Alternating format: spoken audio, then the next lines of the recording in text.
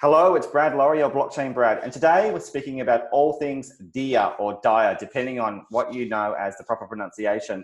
To do that, we have one of the co-founders with me right now. His name is Paul Claudius. Paul, thank you very much for being here. Thanks so much, Brad, for having me. Really looking forward to this. Likewise, mate. Now, for all of you listening, this is important you know this is free, and in full transparency, I own no DIA or DIA tokens at all. That doesn't mean that I won't in the future, but this is about providing education for everyone so we get an update and we become informed about what this team is actually doing. Now, Paul, thank you for making the time to speak with me today. I do appreciate that. Now, for those who are new to understanding perhaps what you are, let's start with some of the slogans and the statements for DIA. One of them says that you are the data infra or the infrastructure for DeFi. That's quite open. Let's bring it down into another statement where it says you're about verified, transparent market data. So focusing on the idea of data, can you tell us a bit more about what DIA actually is? Yeah, love to. DIA is, as these claims say, a provider for transparent, verified data, which is sourced and validated by the crowd. And we deliver this data through traditionally an API, but obviously also for oracles to enable on-chain products to source this data. Okay, so you mentioned oracles. Now, at the moment, as we discussed pre-interview, oracles are a very popular topic, if not a buzzword, but you really are a little slightly different than just simply an oracle system and technology. So how do you differentiate between the oracle and what you do in terms of data provision, data sourcing, a data platform? Yeah, I think, I mean, we call ourselves a more decentralized provider. I think everybody sees themselves in the space as decentralized, but I think it depends on where this element of decentralization actually occurs. So first, I think I'd like to separate this in the governance and in the product. So we are decentralized on a governance level. We are a Swiss association. That's the perfect legal structure for a DAO. And there's a reason why we chose this. So there's we basically learned from the traditional world where obviously nothing is very much perfect. But for example, the Swiss exchange is owned by the Swiss banks, and I think this makes sense because they rely on it. So the Swiss exchange provides the rails for the banks to operate, also payment rails, and hence it's owned by them because they need it. They want to have a say on how this is developing and what services it provides. And when we set up DIA back then, we had a similar, we identified a similar need for the crypto digital asset space. There's a provider missing, which is really built and governed by the community. And so this is why DIA will be a DAO. So on a technological level, on a legal level, it basically already is. Mm-hmm. And we have a so-called DIA governance token, which enables to participate in the governance mechanism. Right. On the product level, we also believe that we are more decentralized because we don't do the sourcing and validation of the data ourselves. So we rely on the community to source data and validate it. And this has, in our opinion, two main advantages. It brings transparency because if you source the data and provide the methodologies yourself, you always trust yourself, right? Mm-hmm. But that's hard for external parties.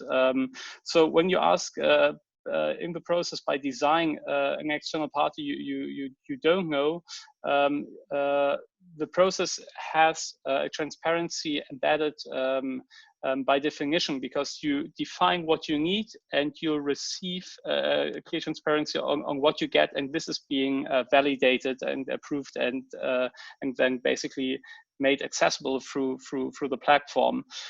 The other one is really efficiency, because there are limitations. No matter how large an organization is,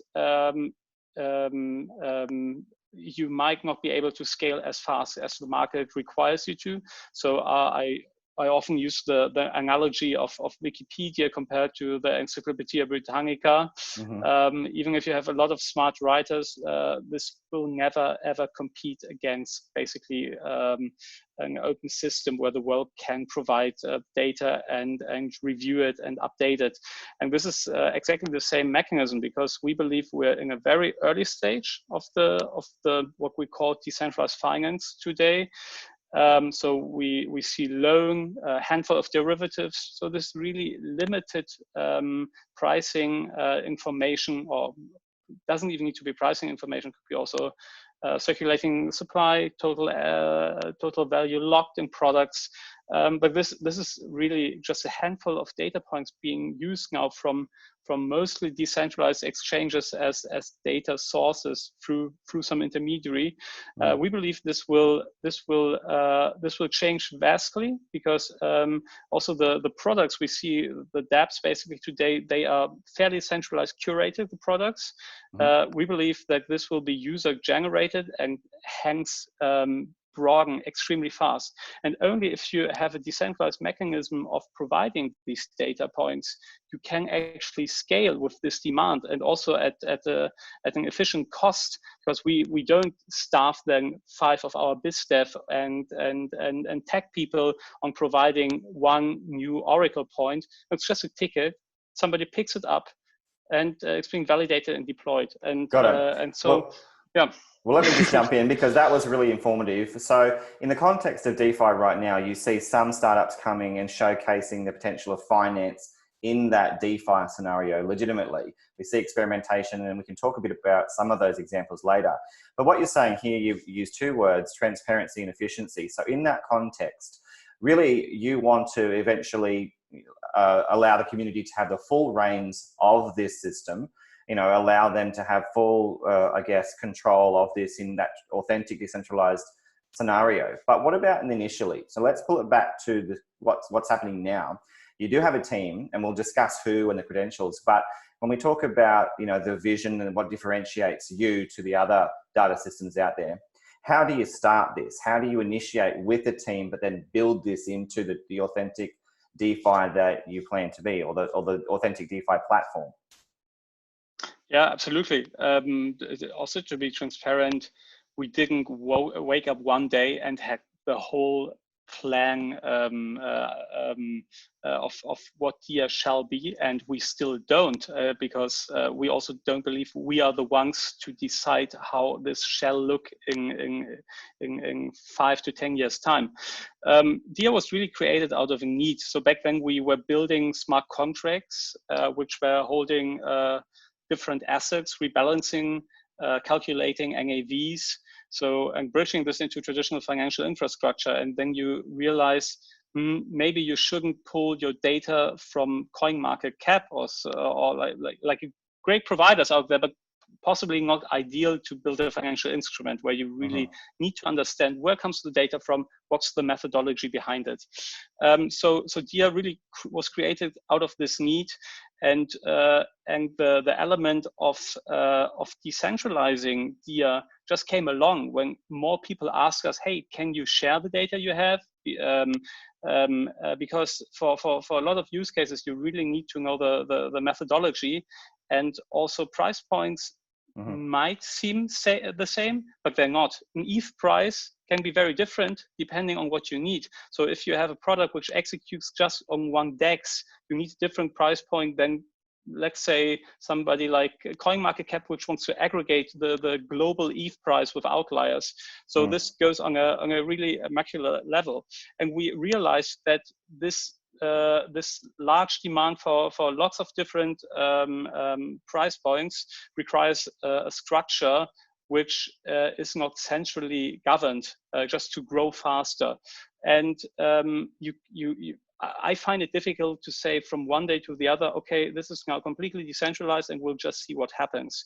Because there's a certain trade-off between getting to a stage where you need to be to provide a really, let's say, secure and functioning product to the ecosystem, and then basically have it governed by more stakeholders. So we believe it will take roughly 5 years to have this really governed primarily by people not being us. But we're happy with different mechanisms to accelerate this process. And I mean, if there would be just a switch, I'd be glad to just do it. There's a certain trade-off, I think, between having a foundation that works well and then truly handing it over to a larger community. Yes, I'll just jump in there. Clearly, you have this roadmap for this transition from your situation now into that full-blown DeFi scenario. And we really do appreciate that mention of the 5 years, because it helps people understand exactly, you know, how you plan to achieve this. Now, if we pull it back a bit to some of the, I guess, the differentiators as well, because we know that there are other parties out there. We know that Oracle is applied to the likes of, for example, Chainlink right across to Band and to Teller and beyond, especially at the moment.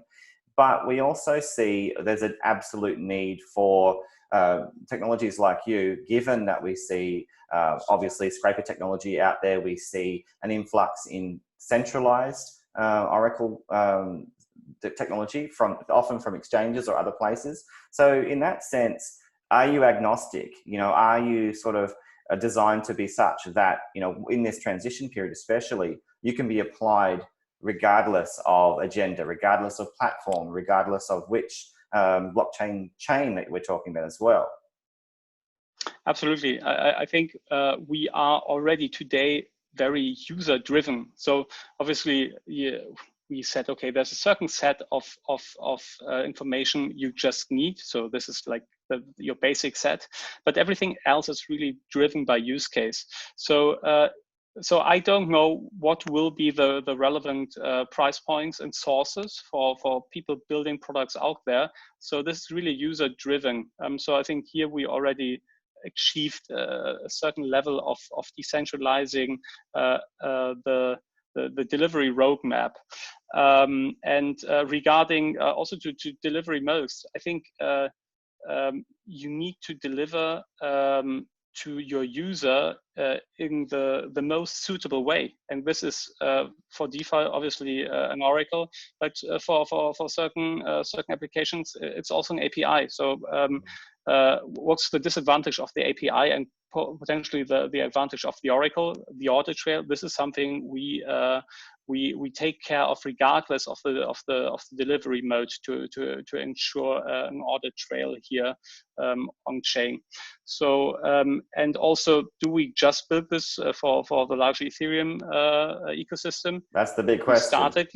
We started this, sure, because I mean, you need to be you want to provide something where people are building on, and this was, as I said, also back then, just something we needed. So so we see though that there are different chains, cross chains, platforms developing, which might be a better fit for where the market is going. And yeah, we have quite active discussions. And do you want to give us some hints, Paul? So obviously I'm going to throw some at you. Cosmos, Near, you know, they're launching at the moment. Polkadot's certainly coming. And obviously full respect to Ethereum as well. I mean, we know they are the front runner when it comes to the amount of devs that are simply working on that platform. But again, as you said, there's different trade-offs. There's different technologies coming out that may suit, you know, the DR agenda. So are you talking to any of those, or have I missed any that, for example, Solana is another one. There's so many. Algorand. I know. I mean, we somehow need to prioritize, and we need to get the feedback from the ecosystem, what's really relevant to them. But the ones you mentioned, we do have discussions with. Right. Well, I appreciate that. I appreciate the hints there. Now, if we go back a little bit to this idea of providing financial institutions with immutable and verifiable single source data or financial market data, as well as asset types, there's all kinds of things you can do. if I wanted to learn more, for example, about specific products, as we mentioned before, is it easy for me now to do that, given that from what I can see, there's not a great deal of information out there for DA yet, but for someone who's a dev, for example, can you go and get a full idea of what, how you can engage, how can you participate? Yeah, I think the best place to start is really our documentation. I hope it provides a good overview for people participating. So whether you're in need of a data source, you have a good overview of what's out there. There's, I hope, a good explanation of how you can request a new data source. And if you're a developer or someone who's interested in providing methodologies and validating, also in this documentation, I hope there's a very clear guide on how to participate. And this is happening since the beginning. We see obviously this group of contributors grow. And Paul, how long has that been? I'm sorry to interrupt, but how long has it been for those listening since you started? You mentioned, but when was that in real time? So 2017, we basically we hacked the need of what DIA would provide, and it was I think we set the foundations, and we stumbled up into this in that time, where we realized, hey, it's so much more efficient to use, for example, the Gitcoin community instead of having two devs sitting next to you to get these additional data points. Right. So yeah. So you've been building for quite a few years, which is, I guess, something that sets you apart from many of these startups that are, perhaps starting only months ago. You've been there doing the work, engaging with community, building out that dev connection as well with the broader space since 2017. So I think that's something that many people do need to know. Now, if we pull it back a bit, let's take it to more the lay level for those who really are just being introduced to DIA or DIA. What is the fundamental aim that you want to achieve through DIA? Given, as you mentioned, the documentation, you do outline some of them, things like determining collateral, determining CDP for liquidity pricing, asset prices, etc. But what are those specific sort of milestones that you want to achieve and really hit the mark when it comes to your team? Yeah, so I think the efficiency through which we can provide new data points really positions us well for land grab, because when people start now building dApps, they have a specific need, and we can provide this pretty instantly. Is maybe one shouldn't say that. Potentially, if we have the price point, otherwise we'll probably take a week until this part of your product is done, right? So I think it's enabling dApps who are building right now. So I think we hope to be providing building blocks to the next wave of DeFi products. So the ones we don't know yet. And on the other hand, I want to really highlight how happy I am that we are not the only Oracle provider. So, for example, Chainlink, we're very friendly with. We share same investor. Or Band, they all do a great job. Everybody has a bit of a different approach, but I think there's some learnings from the regulated financial space. The regulator usually always requires you to have more than one data source for products, and there's a good reason.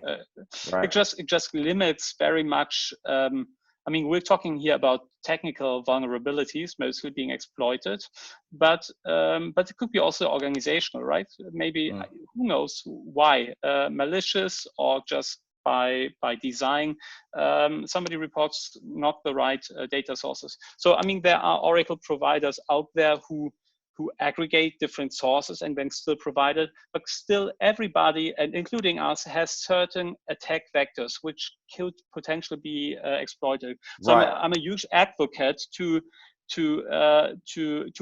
have products, at least the ones who are not in an experimental phase, to require at least 2 oracles. So for that case, this is a great space because we are jointly providing, I think, a more secure and hopefully also more transparent infrastructure for all these great products being built out there.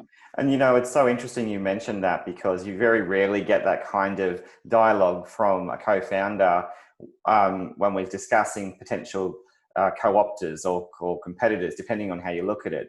But do you feel that, given this is quite an early time for DeFi, for cryptocurrency, for blockchain more pertinently, do you think that there is definitely going to be an acceptance for this multi-oracle, multi-data market, in the sense of providing that off-chain to on-chain technology that you really do need to make sure that things are secure, as you mentioned? Do you think that there's going to be more open-minded approaches from the other parties as well, as we start to prove that there are clients who want this?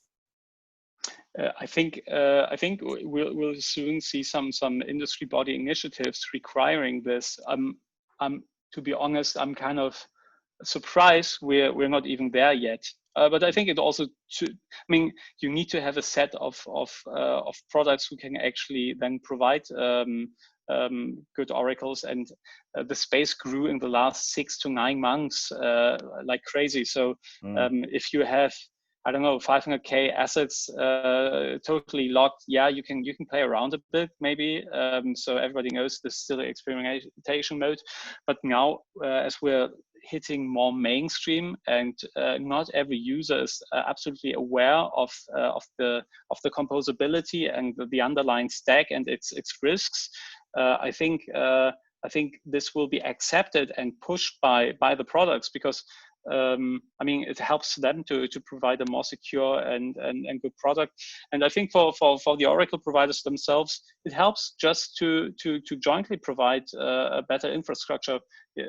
There's no value in being just the one Oracle, I believe. Yeah.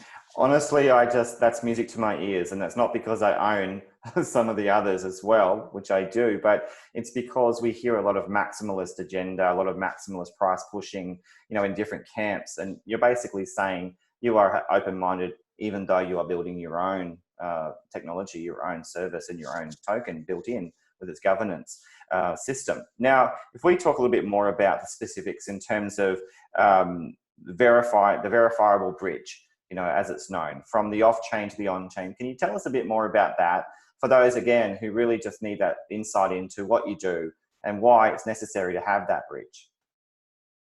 Yep. As I mentioned earlier, price points really, there's not one right price point. So it really depends what you need. So when you basically require new data points to being added, you need to define what you want and what you need, and then somebody will take over the part of providing this. And this data point could come directly from an API, from an exchange, because maybe you require there will be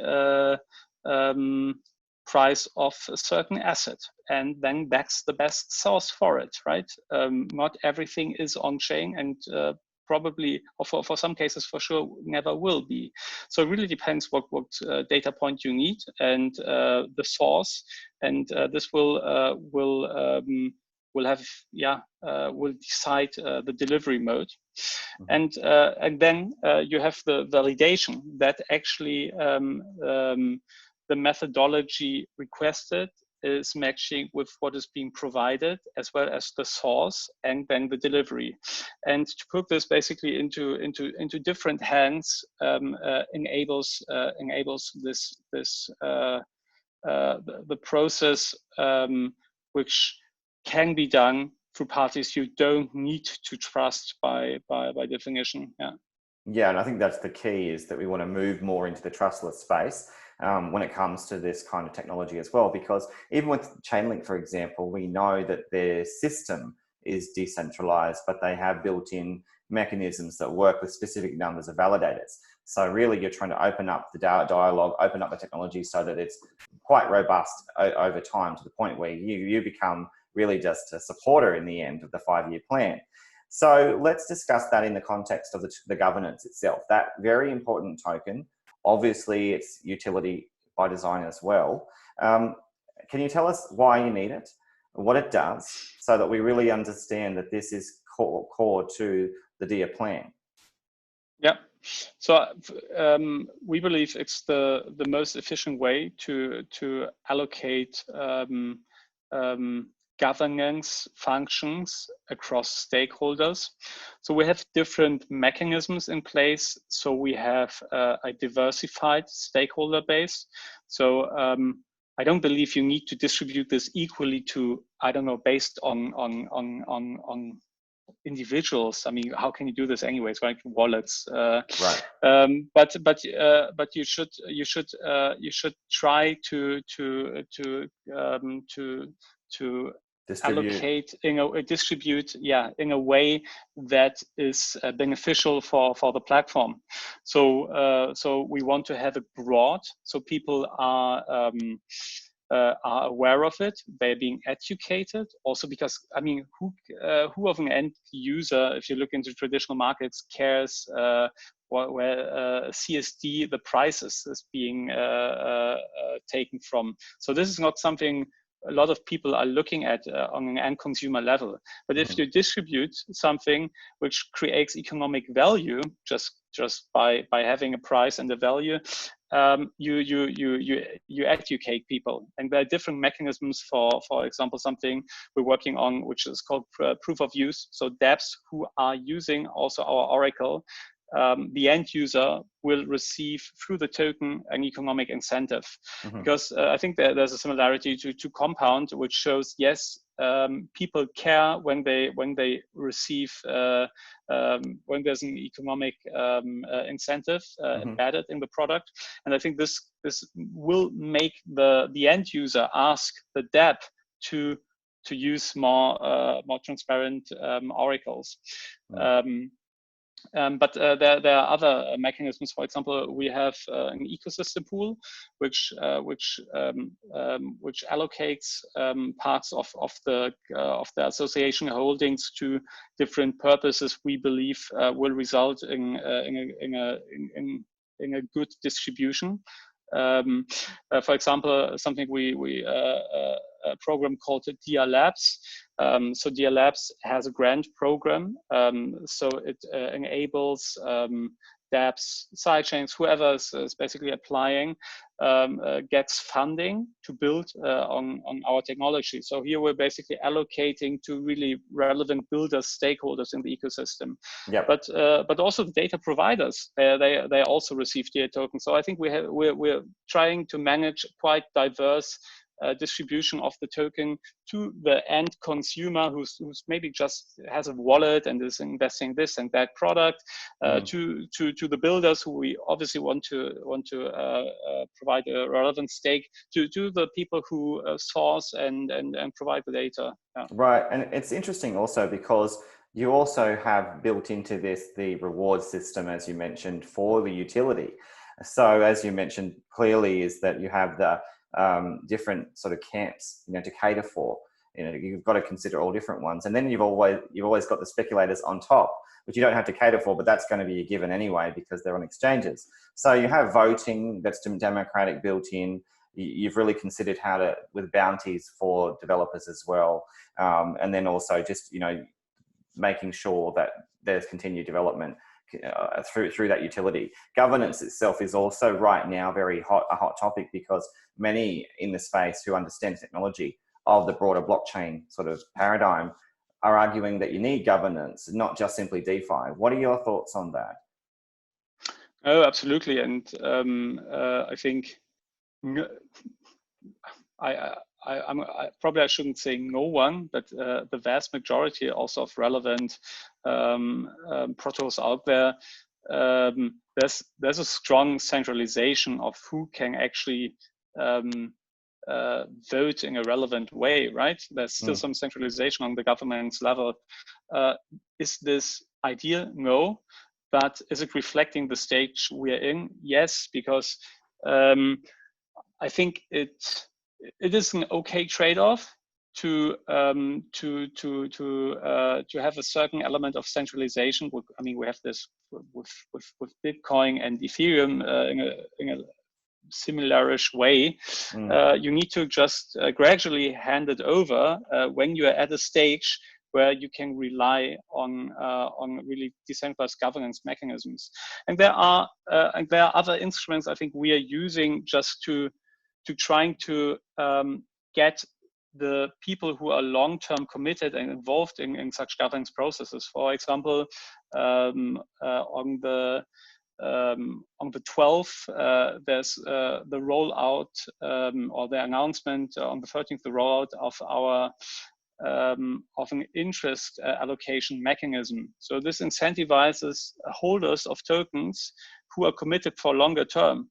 And I think this is just a good analysis for us, because at the same time we're immediately seeing who's willing to have a 9 months perspective, right? And who's not, because we're providing an incentive. We're basically handing over funds from the association to people who are in it for the long run. And everybody who's not interested, I think then you have a good idea. Okay, who's gonna sell the token in the next weeks, months, which is also fine, because I think you need all these stakeholders involved, also the speculants who provide in the end liquidity for the token in the ecosystem, and are just there for a certain amount of time, but they help to scale for a very limited amount of time the project.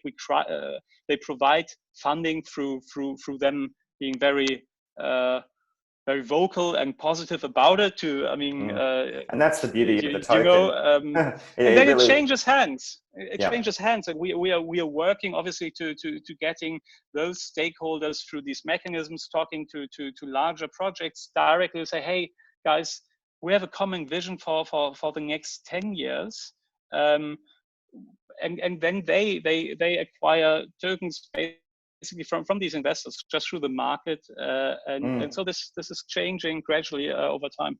Yeah, and it's great to see, and as we mentioned before, you are pro sort of inclusion when it comes to similar systems, and we've even seen other alliances emerge, especially in the Oracle space, where there's been efforts to just align, with common interests as you all move forward. Is it something you've thought about as well, is to more openly collaborate to strengthen that, especially when you're going to clients, for example, in the future to develop more revenue, or if that's what you're planning on doing?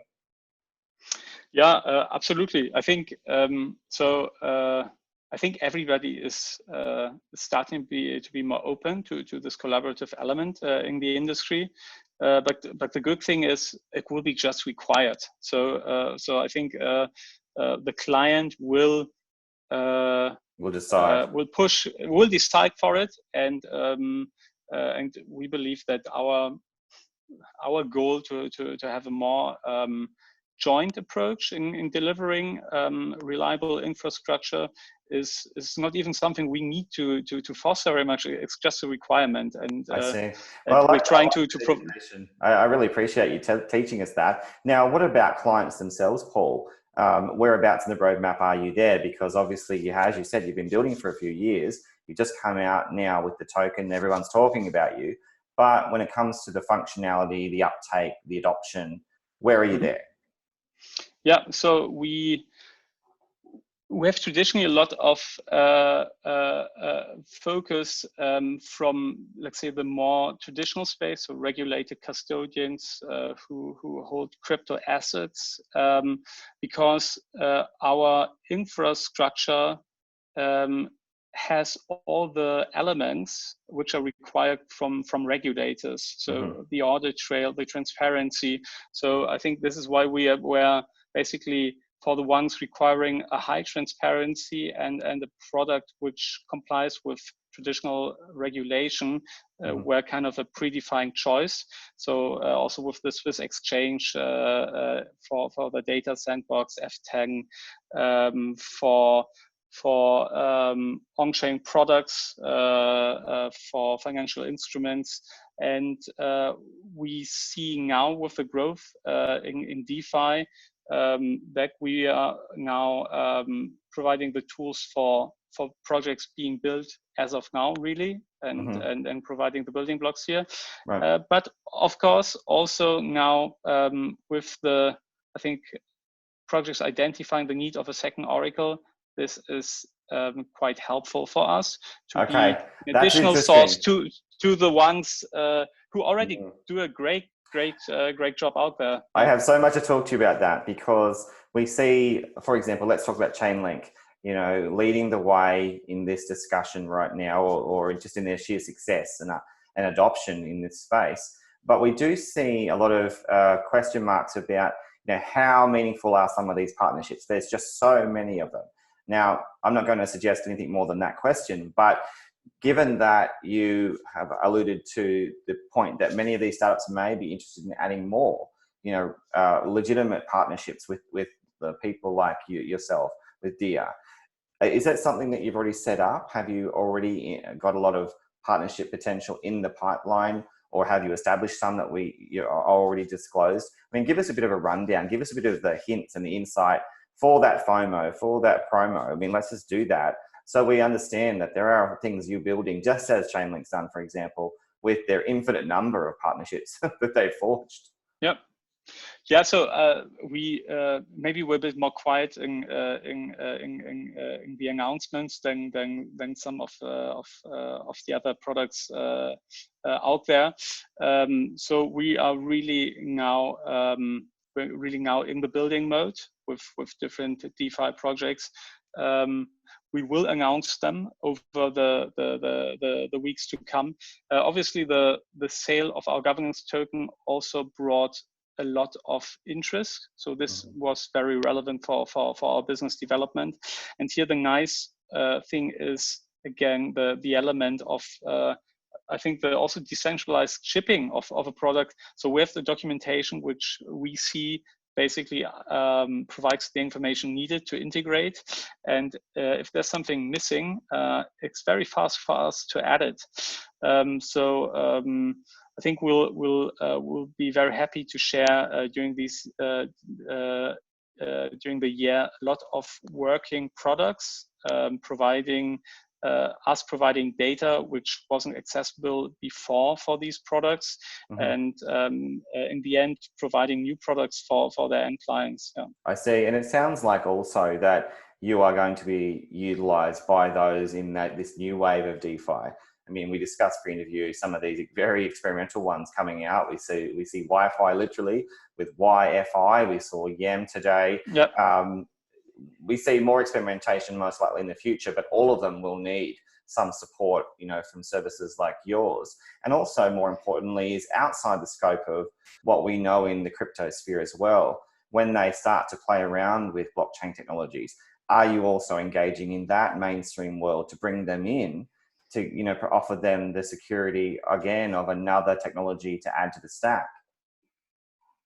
Yeah, I think it goes both ways. And so traditional finance requiring digital asset prices, but also traditional prices which can be which are auditable with the element of the possibility of on-chain hashing using Merkle tree to really create this audit trail. But at the same time, also DeFi will require data points which are not on-chain. So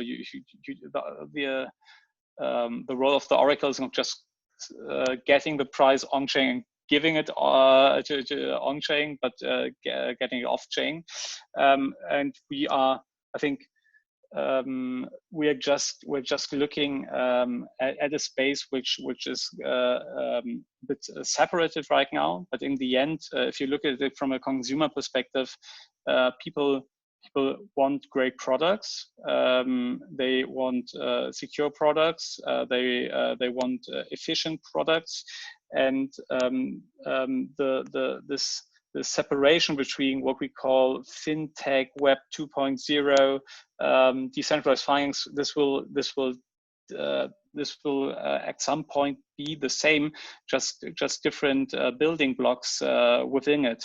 So this is why we believe it provides tremendous value to connect these two worlds, and yes, and That's still leverage the the benefits of these two worlds. So there's just a clear benefit of on-chain audit trails, but then again, an API can be extremely powerful compared to a usual Oracle when it comes to frequency. Yeah. Yeah, and also as you mentioned, or in the discussion in the question, was the reference to some of those more experimental DeFi technologies out there, or teams, and often they are unaudited, in their first initial state. So even more reason why there's going to be this merging of different terminologies, as you said, because fundamentally they're all going to need these bridging technologies, these fundamental on-chain to off-chain provisions, so that people can have security or assurance in the quality of the data.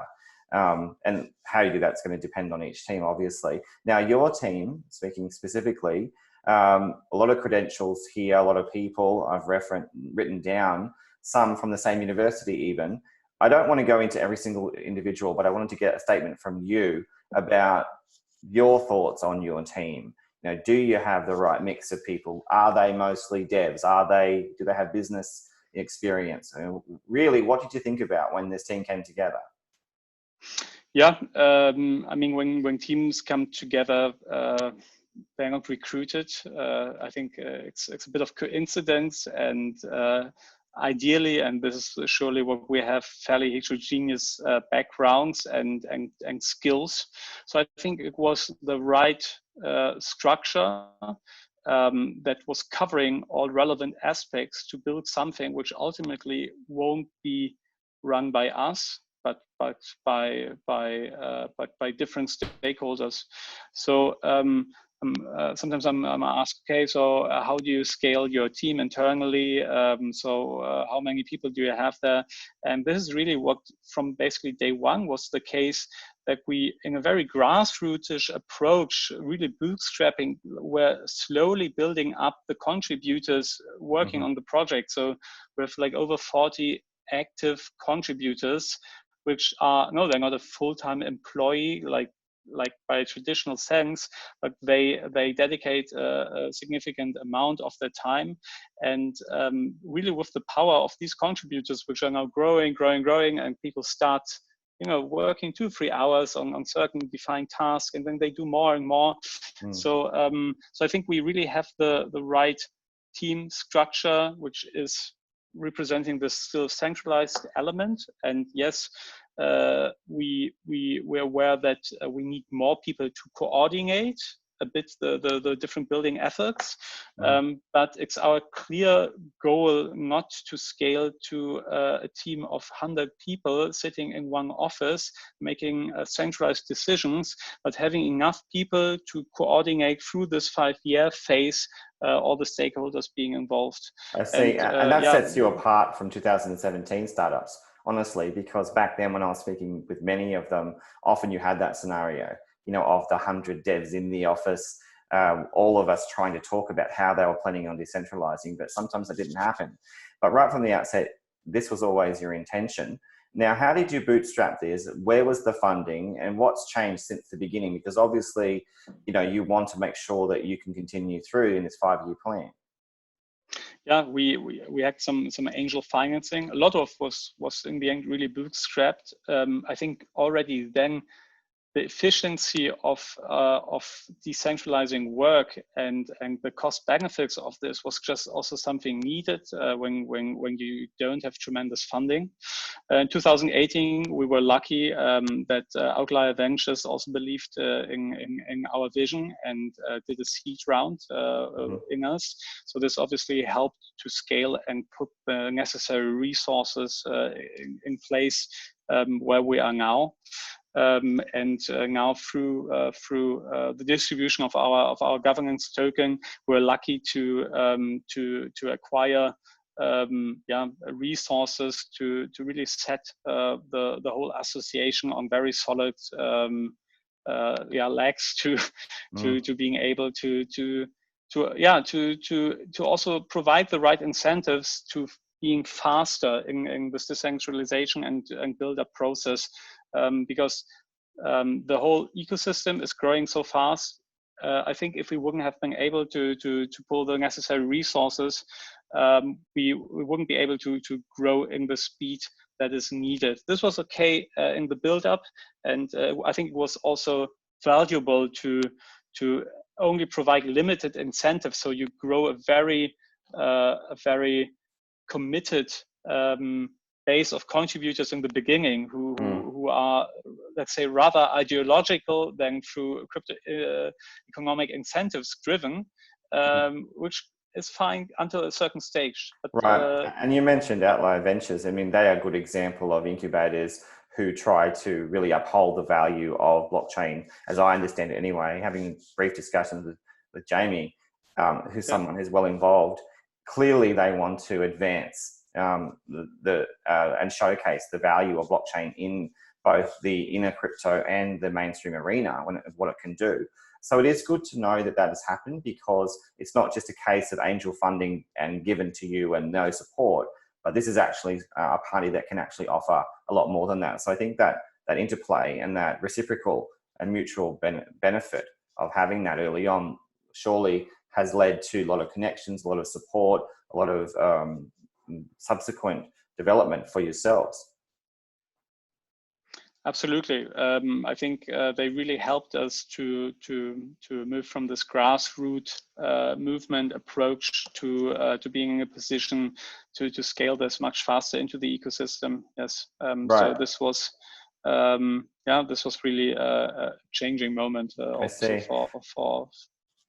Now, just talking tech for a moment. When we talk about the different technologies or the different I guess platforms that exist out there, from the likes of Chainlink across, there's a discussion of the continuum itself when it comes to oracles.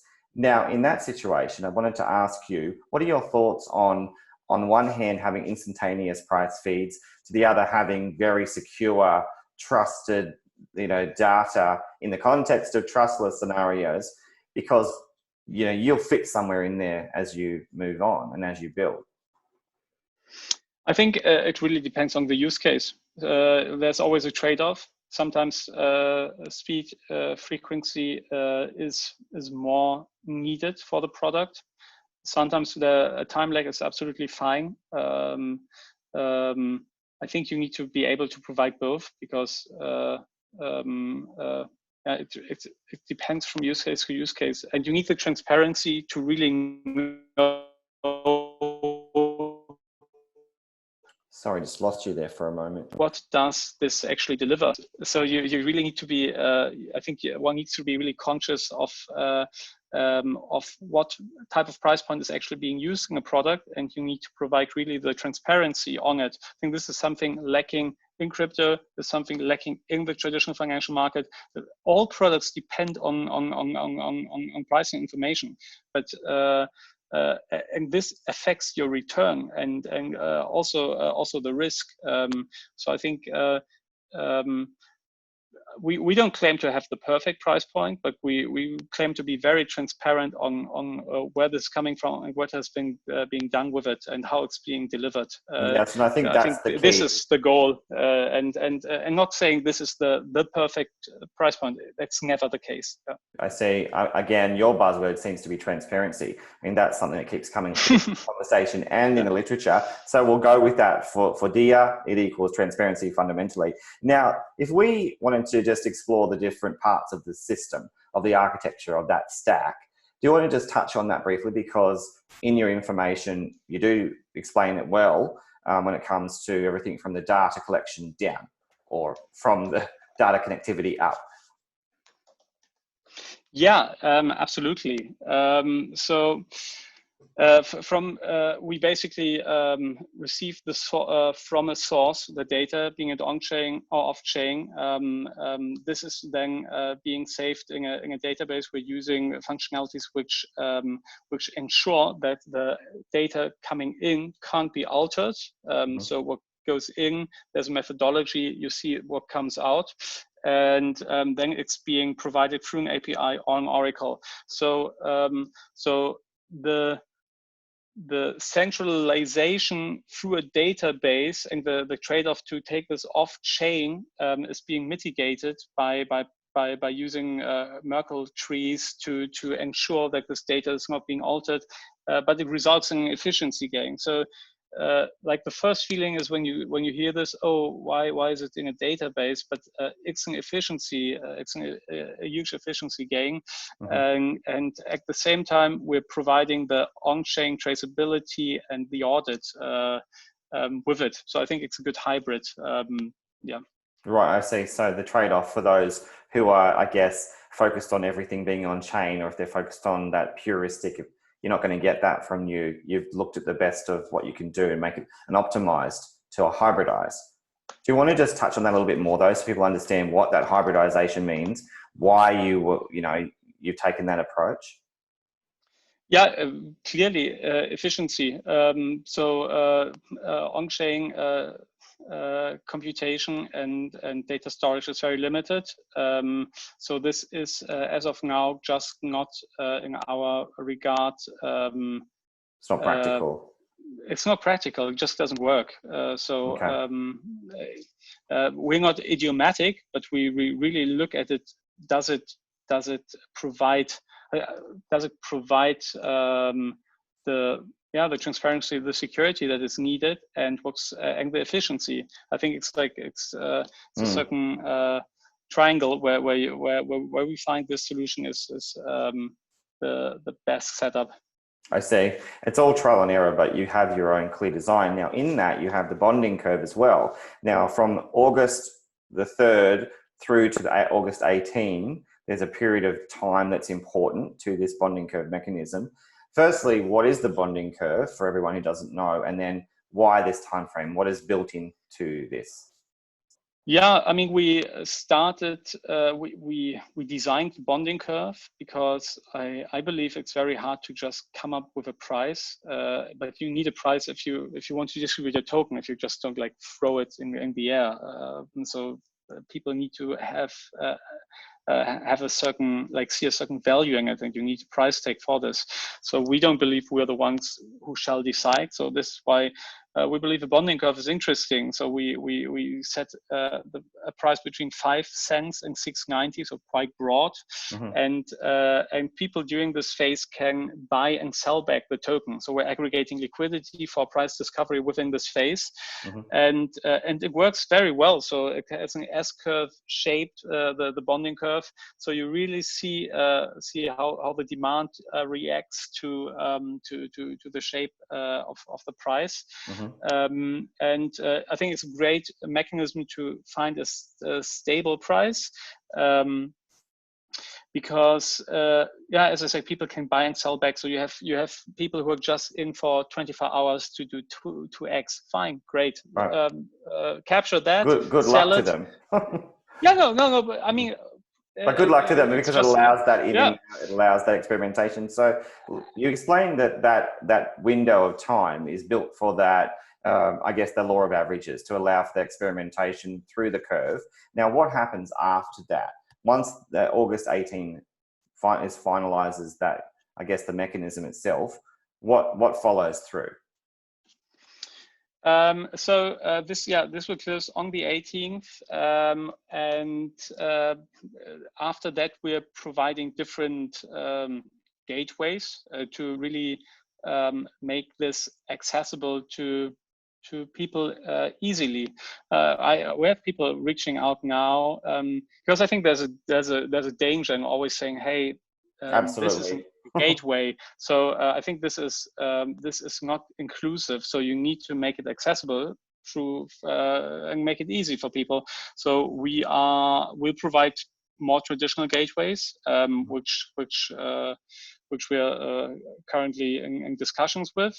Also to make this accessible rather on a global level. So Uniswap, this Mesa, it's a bit European, or maybe it's US focused. So for example, China is fine with Uniswap, but it's also not something the most common gateway for them.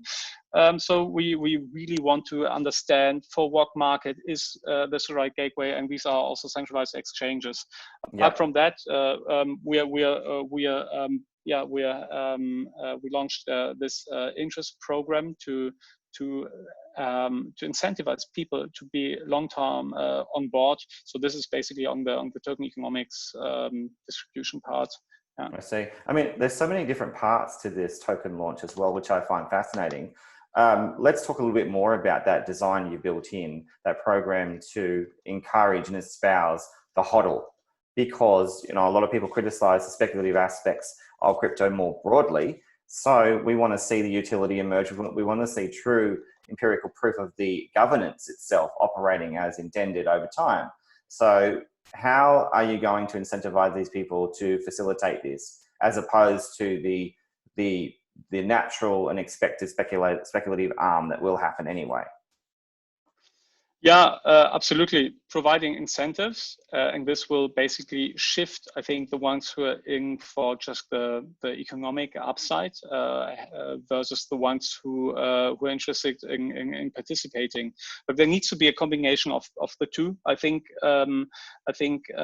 just to try to provide the governance to people who are purely building will somehow limit the mix of stakeholders. So we hope we designed it in a way that it will create a good balance. And the good thing is, I mean, the people who are not voting, who are not participating, they won't also shape the design of how this is being built out over time and how incentives are being distributed. So I think this naturally shifts just in the right direction.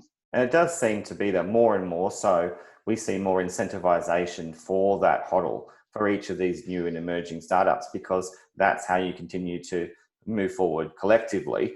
Now, if we go back to your mentioning of the gateways, I'll say another word, and that's exchanges, just because, why not?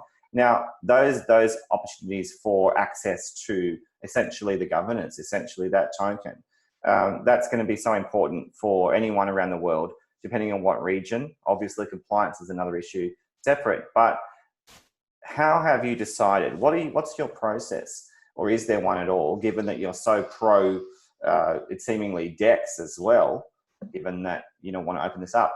What are your thoughts on the centralized exchange and then the DEX, now that it's just such a hot topic right now, to let people override some of the problems with centralized exchanges? Yeah, I mean, but here also we are always differentiating between centralized and decentralized exchanges. I think we'll also see this moving closer together. I think there are reasons why centralized exchanges just have more liquidity. If you basically take the learnings from centralized exchanges, they will, and we see this, are becoming more relevant. At the same time, centralized exchanges are providing infrastructure, which doesn't need them to be on the other side of the book as the centralized party. So I rather in looking at it from the technology perspective, I think it's in the end the UX and the functionality, and obviously the liquidity which makes people use one or the other in the first place, and this will again merge. So so then again it will be rather about a governance part of okay, is a DEX really, a DEX is not a DAO, right? It's just the execution is basically P2P without an intermediary. Exactly. So I think maybe models which are today being regarded super decentralized because it's a DEX by its infrastructure might be very centralized. Maybe larger centralized exchanges just by their if it's equity shareholder structure might be much more decentralized than a DEX, and then you have just a different technology stack.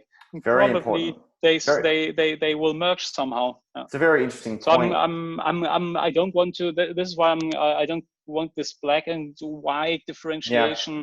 No, I'm not using centralized exchanges.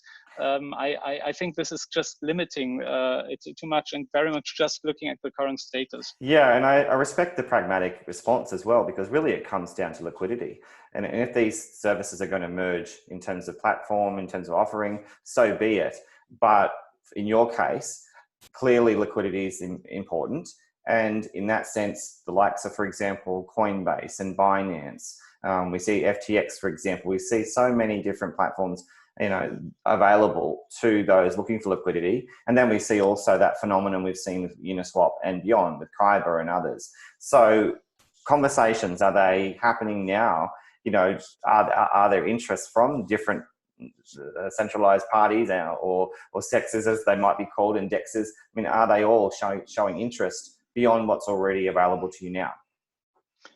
Yeah, I would agree. I mean, we even see that fairly reputable,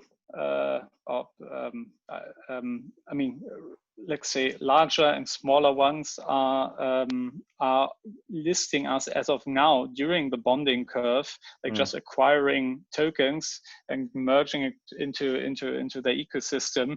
So yes, and I'd say we have a lot of discussions with different exchanges, gateways. So this, yeah, I'm quite optimistic that we'll have a good set which is covering different regions and needs in the next weeks. Right. Yeah. But now, one of the tough questions I wanted to ask you was about those lockup periods, especially when it comes to investors and the team as well, because in the past we've seen scenarios of dumping from different teams for whatever reason. And given already we've seen significant hype for DIA, what are your strategies that you've built in to make sure that the investors can actually have their rightful means of, I guess, exit if they so chose, given their early investment, if that's what they wanted to do? Unlikely, but could. What have you built in so that there is some sort of stability, you know, an assurance for those parties who want to see this move forward and be successful? Yeah, sure. I mean, there are mechanisms for example, the interest lockups, which reduce the supply side just by the nature of the mechanism, which have an impact. We have our early investors, all especially also Outlier Ventures, again committed their long-term strategy with us and the commitment. But I mean, during the bonding curve, for example, there are people who acquired now, who already sold, who potentially want to sell in the next, I don't know, couple of weeks. But I think this is good. We are lucky that we have quite a strong demand side as well. Now, larger stakeholders who have a strategic interest in being part of the governance, having Paul, some say in the governance. Just to jump in though, Paul, with some of those investors, were there any differential or different deals made? Were there any scenarios where there were different lockup periods, for example, or was it all just one set time frame for any of the private sale system that you built in? Private sale was same terms. Okay. Yes. Okay, so in that sense, you know, I've read that the team itself has a very long lockup. I think it's a 2-year period of 24 months. If I'm wrong, I apologize, and you can let me know. But also there was a 7-month vesting schedule for the team, I think. So can you just give us some timeframes of what to expect? You know, say, for example, I've invested, which I haven't, or say, for example, I own the tokens, to give me that peace of mind that I can anticipate that many of these, I guess, potential moves that they could make. I'd like to know when they happen in the future. Yeah, so I think the best thing to check this out is, as the different lockup schedules, is the transparency report, which can be found on our pages. So this is always updated. You see wallets, different, the whole allocation of the association. So we hope this provides a good transparency on this. I'll put that down yeah, below as well in the link so that people can read it. that would be great. Yeah, no problem. I think it's great that you have that available as well. It gives a lot of confidence, I think, to people as you move forward and build this. Now, one of the other things I wanted to ask you about was just the data scraping, because there's so much information out there available for those who want to understand the diversity of the different, I guess, data scrapers that do exist in terms of from exchanges to DeFi to blockchain and beyond. So how important has that been, that back end, I guess, approach to, getting access to data? Yeah, I mean, you need to find efficient structures to manage and hold this in an efficient way. This is constantly growing. Also, I think the way we are ensuring that people find the data they're needing is also changing. So we're now basically providing tables, or you can do this through an API call to get all, for example, different pairs.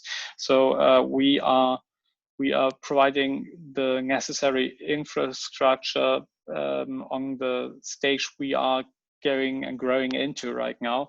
So I think there's still we're very confident that with the current setup we can outgrow what we already have, but it's a constant process for sure. Yeah. Absolutely. Now you have a plethora of integrators as well into your system, all the way from Maker to Coinbase and a lot between. If anyone wants to look at it, they can go and look at the pitch deck that you offer, quite freely on the website. But do you want to just comment on what it means to have a lot of these DeFi related and Ethereum related integrators, because they do seem to have a strong element here from those that constantly support the Ethereum ecosystem? Yes, I mean, we believe that based on the pricing data, different asset points, total value locked, we'll see a lot of cool new products being built, which provide, for example, swaps between different lendings, which provide derivatives with certain triggers. So we believe this data from this ground layer of lending and the first derivatives is extremely relevant, and we see this in requests for people building new products. Right.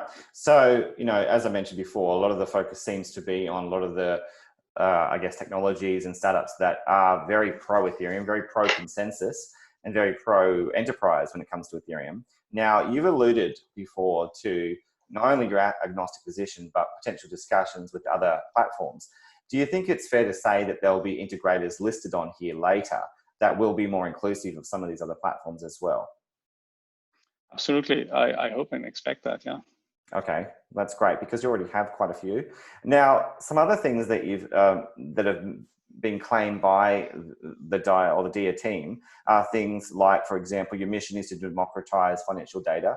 So that gets a big tick from what you said before. But also, and your point on transparency, another tick. But I wanted to discuss the claim of being a non-for-profit organization based in Switzerland. What does it mean to, be building this, but also be non-profit? I think it's the right infrastructure for a DAO.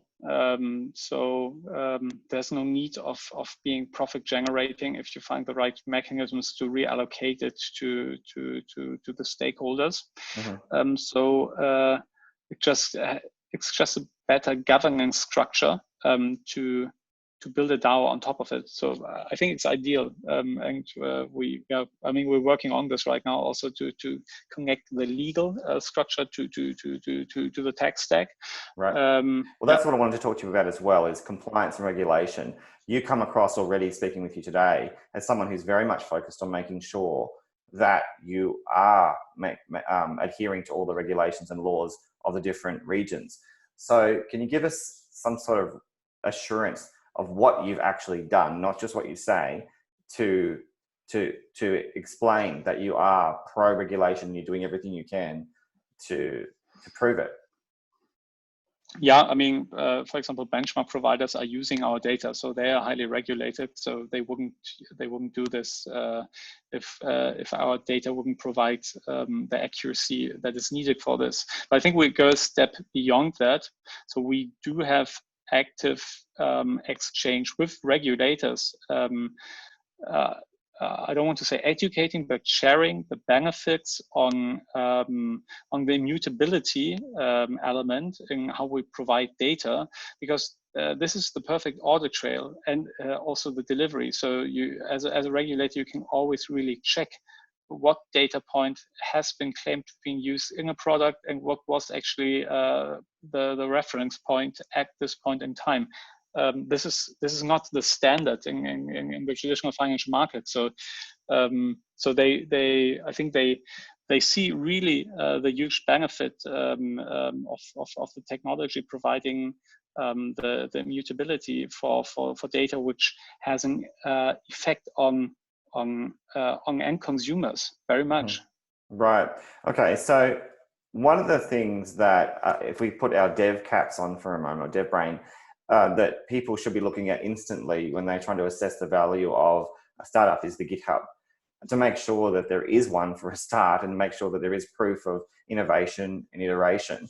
I had a look at yours already. You have significant number of commits already, over 700. Correct me if I'm wrong, but that's what it seemed to be.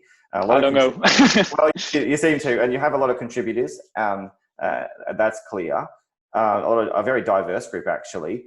But I wanted to get it from the horse's mouth, from one of the co-founders.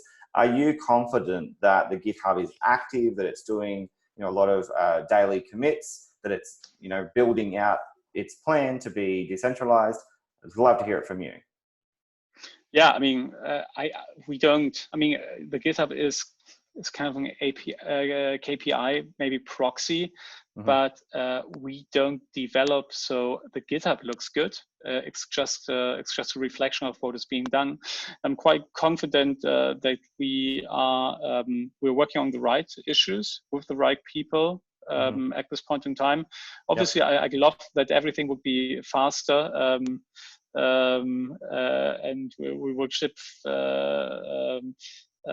things in a short amount of time.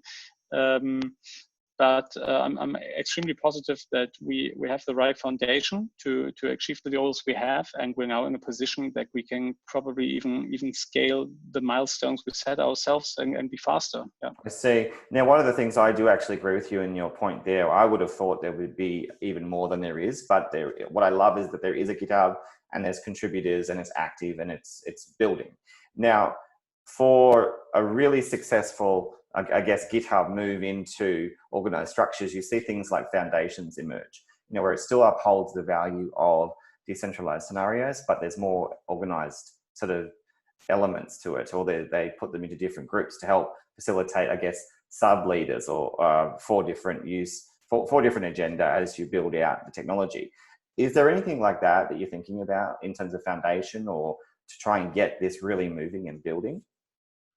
Yeah, for sure. I mean, I think we're accelerating in our community build-up on a geographical level for sure, to take this from a rather youth-centered approach into different geographies. And at the same time, we obviously have different types of contributors, which we want to cater in a dedicated way to share knowledge, exchange. So this is also something we're working on to provide efficient tools to enable exchange and education for these different types. Yes. Right. Now, one of the things I wanted to ask you about as well is, in the past in crypto, we've seen situations like Black Thursday and others where there's been problems actually with oracles and the like not doing their job, potentially, or perhaps the failing of the exchanges in question. Now, what are you doing to make sure that you can, I guess, you can't have a foolproof scenario, but what are you doing to address things like market manipulation or attack vectors that could, come to pass? So I think there are methodologies we're using, and we're publishing them transparently, which ensure, for example, outlier cleaning and different things which might impact price in an undesired way. When it comes to decentralized exchanges, flash crashes, and so on, similar things can apply in the end. But I think this is important. It's the methodology. It's not really us. We design the building blocks that you have a transparent methodology which really explains what is being done in what the edge cases, and to ensure safety in a product. I believe, as I said, every oracle or every data provider has different attack vectors. You need more than one. So it's a combination. We feel comfortable, obviously, to provide a data point. We clearly state in what way this is being provided, what's being done prior to it, to reduce these vulnerabilities. But it will never be perfect just by design. I think it requires a joint effort here. Yeah. I see. Now, one of the things also that came up in your literature was that you focus on community auditing. That's the ideal scenario. Do you think there's any inherent risks in that, though, given that auditing needs to be secure and that we need to make sure that there is proper checks and balances in place? Yeah, absolutely. So there's a certain risk with it. We need to counterbalance it against the risk of having only a centralized party to decide what's right and wrong. So data points which are being validated, there's a mechanism through which this can be still marked as to be reviewed. So here again, when does this will function completely autonomously? You need a certain group of people watching this, big like Wikipedia. Also, here it doesn't work perfect. This is also a process until when you don't need to ensure this by a smaller subset of people always reviewing and incentivizing them then until it really works autonomously. Well, given that that's arguably experimental, but with the decentralization vision built in, you've also got a program that I found interesting known as the yield generation program. So in that, given the dialogue now of yield farming, etc., this is potentially very interesting because a lot of the startups that are interested in your technology are already starting to move very significantly in the market. There's a lot of interest in staking, for example. So are you excited about some of these potential programs that are emerging? Absolutely. I think that's the advantage of DeFi. Different providers, stakeholders take over different roles in this place, and everybody should at a point in time focus on their core capability and use this composability. But both products need to be at a point in time where this really works well. So sometimes just to be able to set certain incentives and mechanisms, it might make sense to provide this yourself in the beginning. But obviously, our clear goal is to use building blocks of the relevant providers in the market. I see. Well, I just have 3 more questions, because I know you do have to go. The last thing I wanted to ask you with regard to, I guess, the marketing aspects of this is there are a lot of influencers out there already starting to speak about DAO. And I wanted to just be so transparent about this and get it from you, because I don't think we get enough of that, to be honest, from CEOs and co-founders. Now, the likes of, for example, Leo Trades, Leah Heilpern from Altcoin Buzz, Young and Investing, the Crypto Dog, Simon Dedich from BlockFire, Moonwalker, and Mindspider, the list goes on. A lot of these people have been speaking about you. So what I wanted to ask you is, what goes on behind the scenes in terms of, do all the influencers come to you to to ask if they can get a deal, or if they can promote you for pay, or is this organic because they want to promote it because they invested? I just want to hear it from you. What happens with regard to influence? Because we also want to see education come to the fore, not just influence itself. Yeah, no, I think people in the space, also influencers, they became more aware of us when we started the sale, and a couple of those have an economic interest because they found the project interesting and invested. Okay. And this led then to obviously their interest to speak with us further. I can't now speak for anyone specific here, just to the privacy nature here, but I think this probably led to their interest. And when somebody starts, somebody else will. So this has this. It's kind of like a avalanche effect. Yeah. So for some time, no one sees you at all, and then somebody becomes aware of you. And, I see. So Paul, can I just jump in and so this is helpful. Yeah. Sure. Can I just jump in and just check with you? So you're saying that those parties who have the platform and wanted to promote you, some of them could have chosen to invest? Because I just wanted to get that clarification, because some startups do pay influencers. Yeah, I mean, when we pay influencers, this is disclaimed, or when we pay equity research or marketing, yeah, I mean, we do payments. Some people just do it for free because they're interested, such as yourself, and others. They might have an economic incentive as their holders, and they know that a large community of their following will influence positively the price.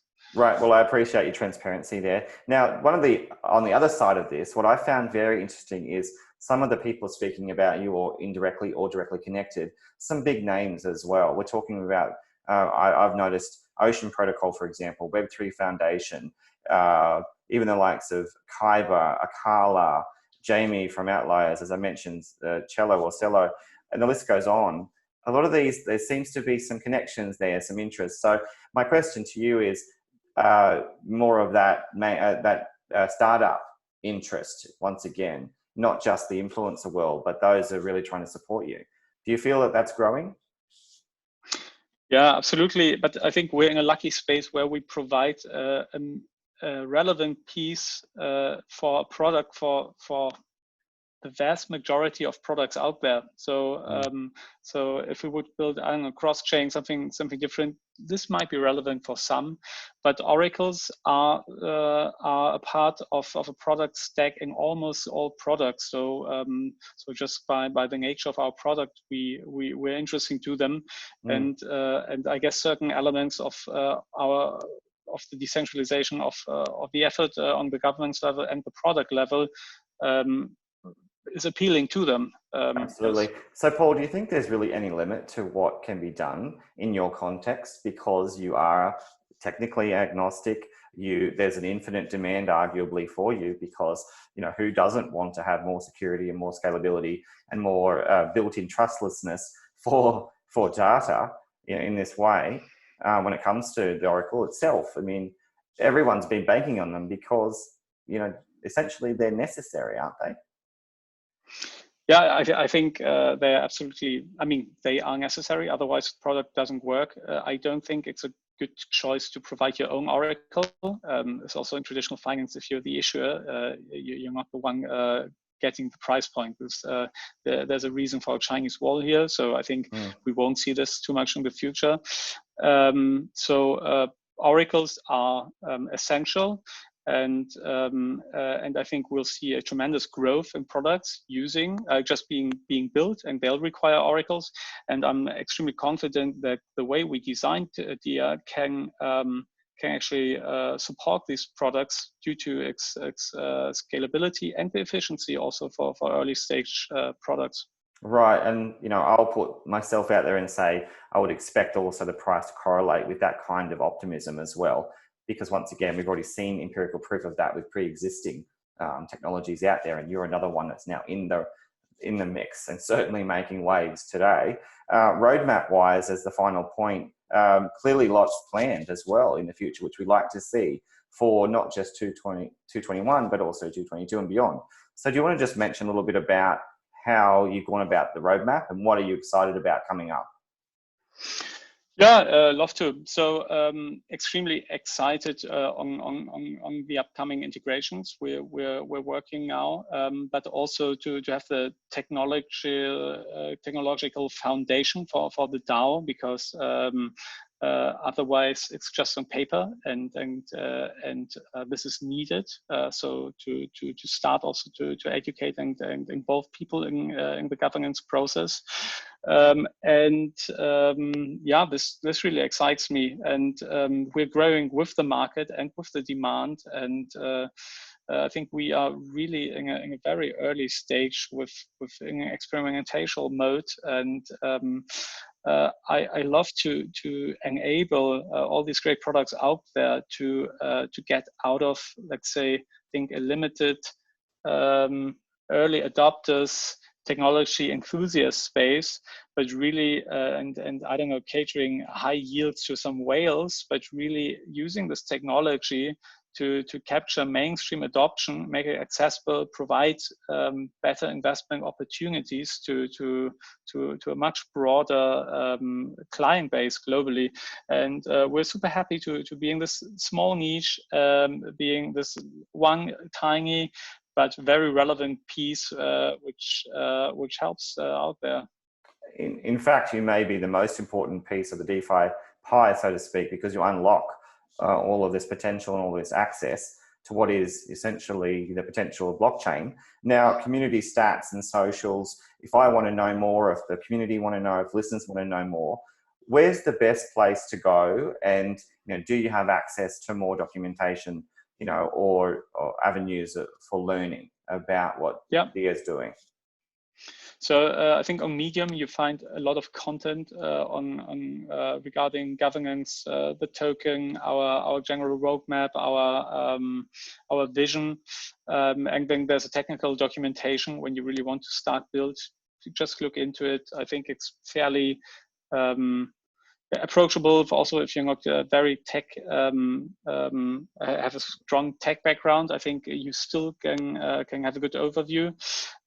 These are great places to start. Then we have social channels, obviously, just to be up to date what's happening. Telegram and Twitter. We are providing, working on providing additional entry points for, as you were already saying, people who have specific technical related questions, for example, as they might be buried in, let's say, your general Telegram discussion, which is then centered around other topics. Yeah. Right, I see. Well, Paul, thank you so much. I know that it's been a long interview, certainly longer than we planned. That's simply because that's the way it evolved, because of the fact that you are arguably a real technology. You're really doing stuff with your team that this space absolutely needs. So that's the reason it's gone longer. And I appreciate that you've taken that time, you've allowed for that transparency, and you are focused on transparency fundamentally, technologically, when it comes to what sets you apart, and you're willing to make sure that you build with other technologies of like nature. So thank you again for being so clear on your vision, letting us know transparently about what you're doing. And I wish you all the very, very, very best, mate. Is there anything you'd like to say in closing to everyone as you continue to build DEA? Yeah, Brad, thanks so much for having me. Really enjoyed this, and thank you for taking the time. I love to discuss the whole day. I really appreciate this.